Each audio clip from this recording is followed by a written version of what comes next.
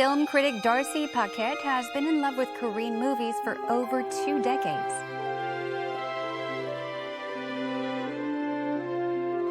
He is promoting Korean films to all corners of the world through his website, which provides information about the Korean film industry and its works in English. He shows the diversity of Korean films through multiple professions. He is a noted translator who works on English subtitles for Korean films. He is active as a professor and is the director of an award ceremony for independent films. He has fallen head over heels in love with Korean movies, so we'll now talk more with Darcy Paquet about the present and the future of Korean films on Heart to Heart.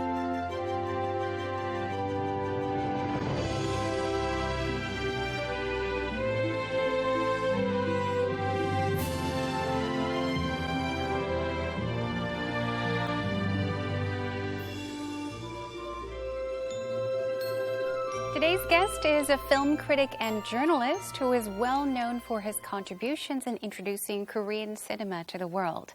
It is a pleasure to introduce Darcy Paquet. Hello, and thank you for joining us on the show. Oh, it's great to be here. Yes. Would you like to say hello to our viewers that are watching? Hi, I'm Darcy Paquet. I've been living in Seoul since 1997, and what started as my hobby in Korean films has turned into my job. Mm-hmm. So once again, thank you so much for joining us here in the Heart to Heart studio. I've got lots of questions for you. You're obviously known by many titles. So could you maybe tell us more about yourself? What it is that you mainly do?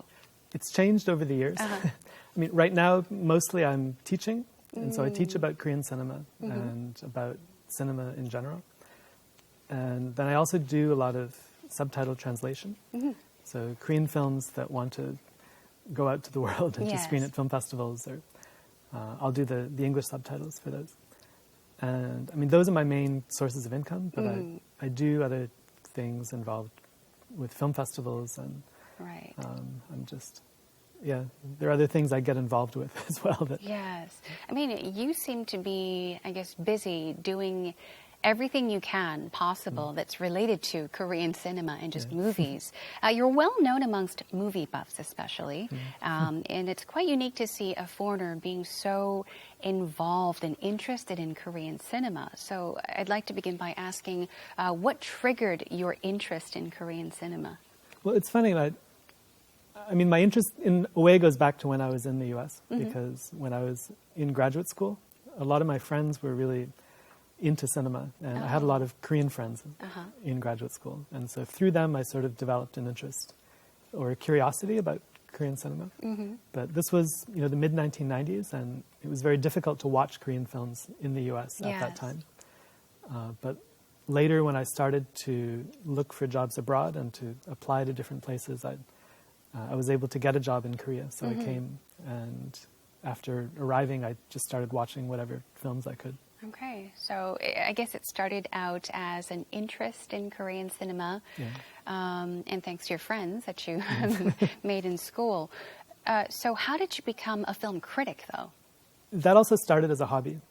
And, I was watching films at the time, partly as a way to practice Korean, because I did really want to learn Korean. And I had an interest in languages in general, so I would go to the theater and buy a ticket, even though I didn't really understand much of the dialogue, but it was a way to practice. And then I'd go online and look for information about these films in English, and there was really nothing available. And again, this was the late 1990s, and so it was early, and before Korean cinema really started to take off. Right. But after seeing some films and learning a bit more about them through friends and through other means, I decided just to start a website. I figured even if my reviews were quite simple, and even if I wasn't an expert, then it would be better than nothing, which was the current state. So I set up a website, and over time it grew bigger and bigger. When people email you and ask questions, then you learn a bit more in order to answer them. And so within a couple of years, it was... the site was going quite well, and I was starting to watch a lot of Korean films.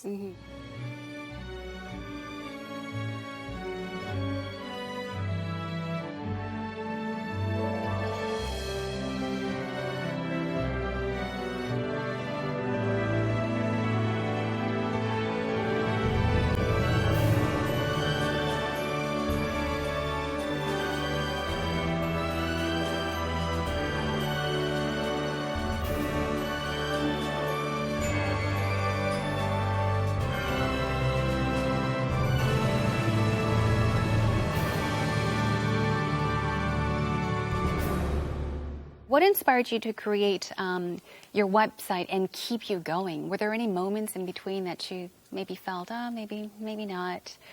Especially, as you said, there are many more websites that are similar to a website now. Yeah. I mean, I think that one thing that kept me going is just the fact that people do contact me through the website. You know, before I set it up, another friend of mine had set up a website in Chinese cinema. Oh, I see. And one of the comments that he made was that when you own a website, then the world contacts you. And it's true that it was exciting to connect with people. Right. And so that kind of gave me the energy to keep going. Mm-hmm. What are some of the most common questions you received? Any interesting questions? Well, there was one. I do remember one time, it was sort of funny. Somebody in Europe had started watching a lot of Korean films and had really kind of fallen into them. But he said, there's one thing I'm just really curious about. He's like, what are those green bottles that I always see on the table? The green bottles. Yeah, They're, of which course, are soju. Soju. That's right. Yeah, Koreans love soju. Yeah. Yeah. But if you've never been to Korea, then you may not know what You that may is. wonder, why are those green bottles always on tables in Korean films? Oh, okay. Now, it goes without a doubt to say that Korean movies changed your destiny. So what was your very first Korean film that you watched? Or what was the very first Korean that captured you? I think the first one that I really got enthusiastic about was called Christmas in August.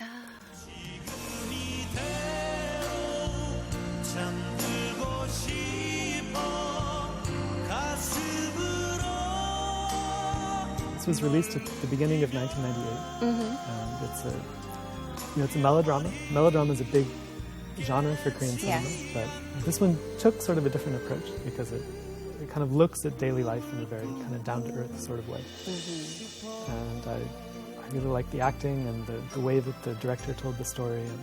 And I discovered that I wasn't the only one, that many people were really moved by this film. Yes. I cried a lot watching that movie. That was a really good movie. Yeah. Yes. Have you kept count of the number of Korean films you've watched? I haven't. You know. Do you have an idea of an average number?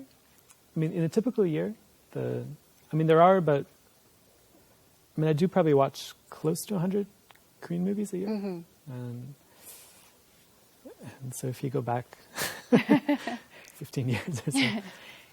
Wow, yeah. And that's just Korean films, at least 100 Korean films a year.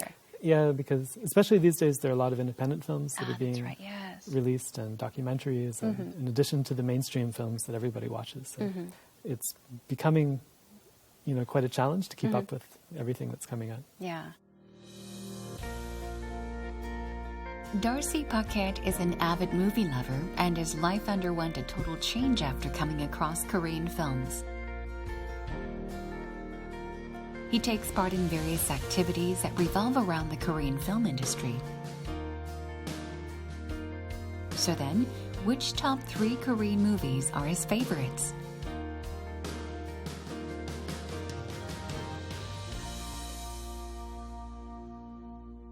Now, which Korean films are your top 3 picks? Has it changed over the years? It does change. It will probably change tomorrow. What are they now? I think Memories of Murder is a film that Memories of Murder.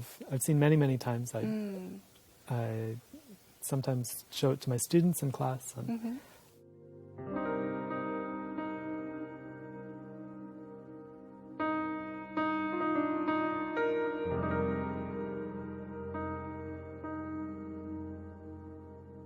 And yet it's a film that every time you watch it, you discover some new detail about it. And it's set in the 1980s. It came out in 2003. Yeah, I love the way that it's kind of put together, and every scene has so much life in it. That I think that would be my favorite Korean film. One of my favorites as well. Yeah. I do really like the director Lee Chang-dong. So Poetry is another film of his that I really, really love.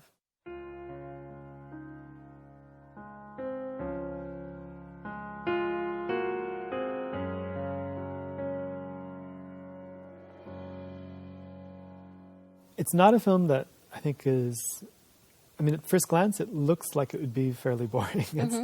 It's about a woman who discovers that she has Alzheimer's disease. She also discovers that her grandson, who she lives with, has done something really terrible at school. And so she's dealing with these really difficult life issues. At the same time, she signs up at a community center for a poetry class. And her goal is to write one proper poem before she dies. And I really like that because, you know, young people, when they write poetry, I think there's always a bit of ambition kind of mixed in with that, and dreaming of perhaps I'll become famous or something like that. Whereas her desire is very pure in a way and very idealistic. And I think that's maybe what the director is kind of exploring through this character. So poetry would be my second. The third one, I'm going to go back to the 1960s. I do really love the movie The Housemaid, which is probably the older Korean film that's had the most exposure, both in Korea and around the world.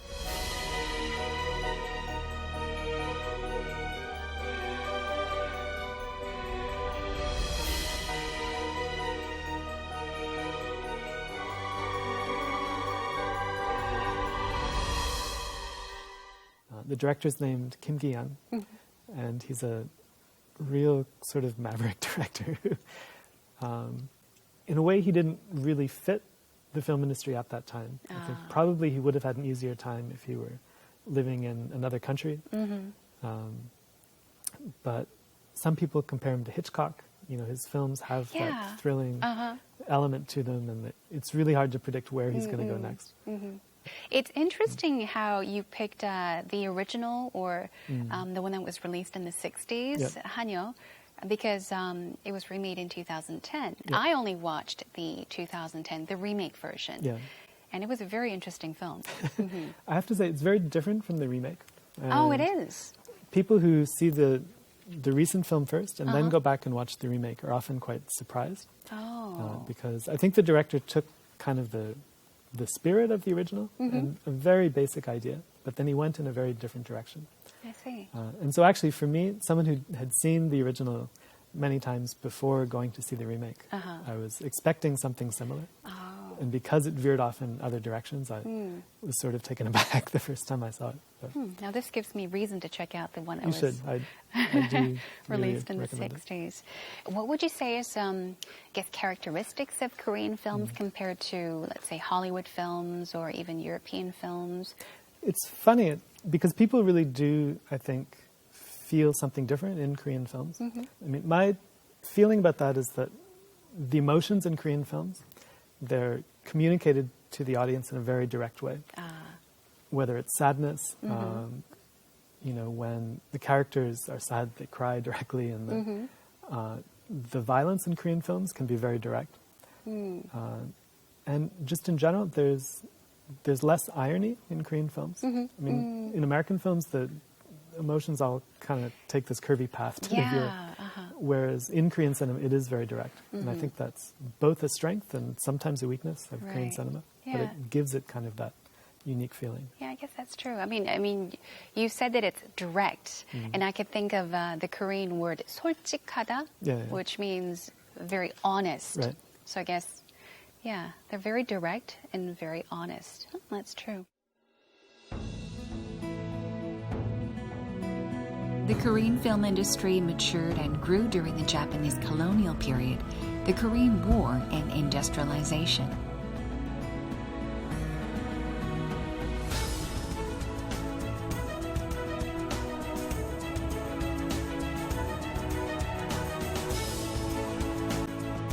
Korean silver screen productions are recognized in Korea and abroad.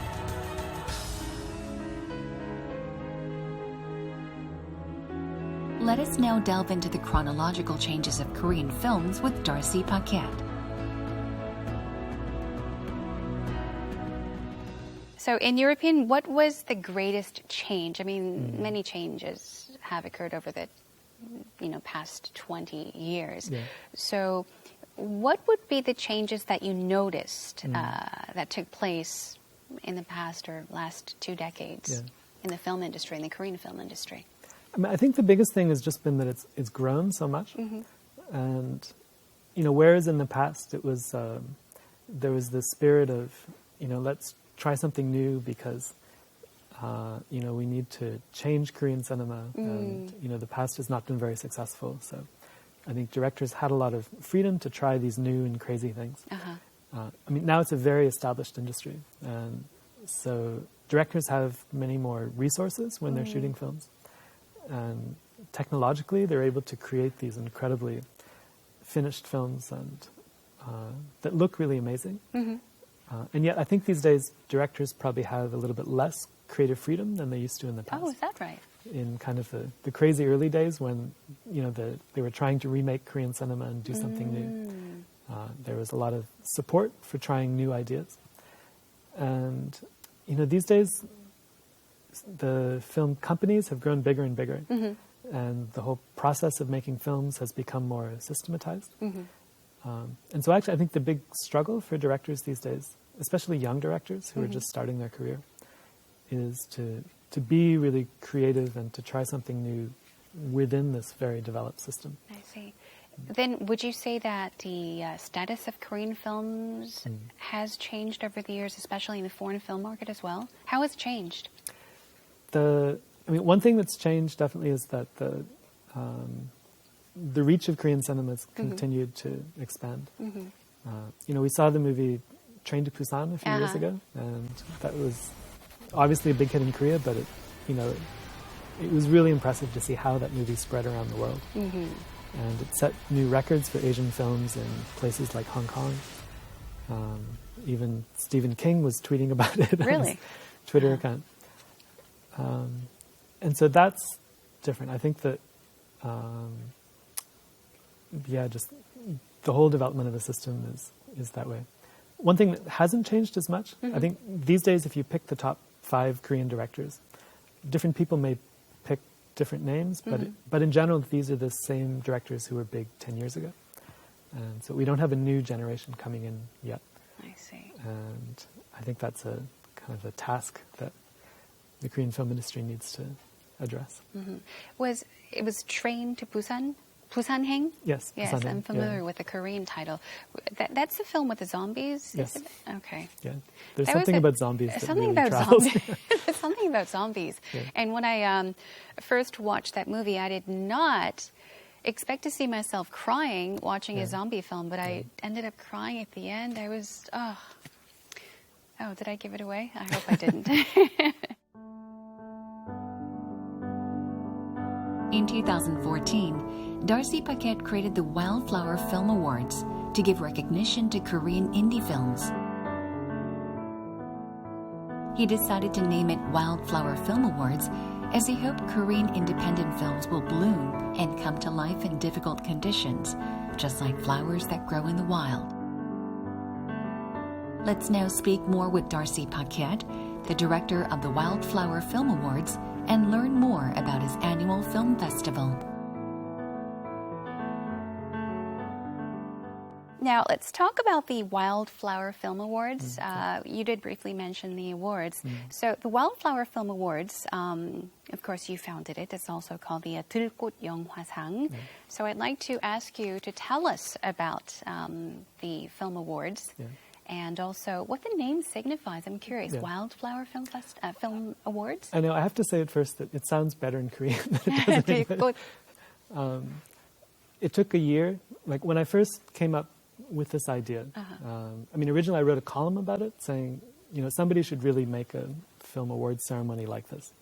Because Korea has a lot of film awards ceremonies like the Grand Bell Awards, the Daejeongsang, and the Cheongyeongsang, the Blue Dragon Awards. But they mostly recognize, you know, the big films, the mainstream commercial films. And starting about 10 years ago, there was just a huge number of independent movies that started coming out.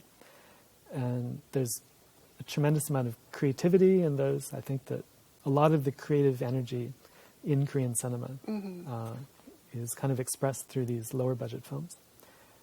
And so I just thought there should be an award ceremony that kind of recognized them. You know, in the UK, you have the British Independent Film Awards.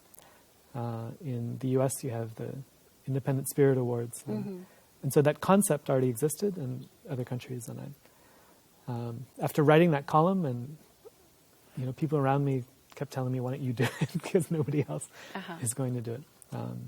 I teamed up with another kind of established film critic and someone who has experience running film festivals. And together we launched it in 2013. But when I first spoke to a producer friend of mine about this idea, she said, you need a good name, because if you don't have a good name, then it's not going to take off. And so it took about a year of coming up with different names in Korean and throwing it out to my friends. And like, no, that doesn't work. But I decided on Wildflower because, compared to, like a rose or something that is in a garden, which is regularly watered and fertilized, and if that represents kind of the mainstream commercial films, independent films just kind of spread up on their own power. Yeah. And they're tremendously diverse. There's a different kind of aesthetic to independent films, which isn't as flashy as mainstream films, but like Wildflowers, I think they have their own charm. So I think it sounds nice, both in Korean and English. Wildflower. Yes, it's Film Awards. It's a bit better in 들꽃 Korean. 영화상. It's a beautiful name. Okay, I see. See where the name comes from. Did you think of the name first in Korean, or did you think of Wildflower first and translate that into Korean? I think the other thing is I wanted a name that had an image related to it. And so I was thinking about different, tree names and planets and everything. And I think the idea, kind of the image came to me first. Wow, so 5 years has passed already. It was launched in 2013, so it celebrated its 5th year already. Congratulations. Thank you. Now, I know that you also you've taken part in several projects, writing subtitles for Korean films. Yeah. How did you start? How did it start for you? It first came up, I think, just because I know a lot of, in the course of doing my work and writing reviews, and I got to meet other filmmakers, and they were looking for someone to work on their subtitles. Initially, I started by proofreading subtitles that were translated by other people, and I did that for 10 years or so. And maybe 5 years ago, I took the leap into doing the first draft myself. And so I translate the first draft, and then, a number of different people check my translation, and then we discuss about small changes. But I really like doing subtitles. I think it's exciting to try. It's very challenging because you have to express so much in such a short space. I know. And plus, even for me, if I were to be asked to, do the subtitles for a film, I probably wouldn't be able to, because even while I watch Korean films, pretty fluent in Korean, I don't understand 100% of it. Yeah. Sometimes I get lost here and there, and I have to ask my mom or friends. Yes. So how do you do it, though? Well, it is a slow process, and so it over 4 or 5 days you work through line by line, and there are times when I definitely need help. And I'll call my wife over. What does this mean? Yeah, but in the course of doing that, you also really come to understand the film quite well. Right. And so that's another thing that I like about the process. And then when you finish the film, and occasionally I get to go to a film festival and see the film with my subtitles. It's a great feeling. Yes. I'd also like to ask, you seem to be the type of person that really enjoys new challenges, that enjoys trying new things out, because you're constantly involved in numerous activities that especially is related to films. So I'd like to ask our final question. Okay. So what's next for you? What's next? Yeah.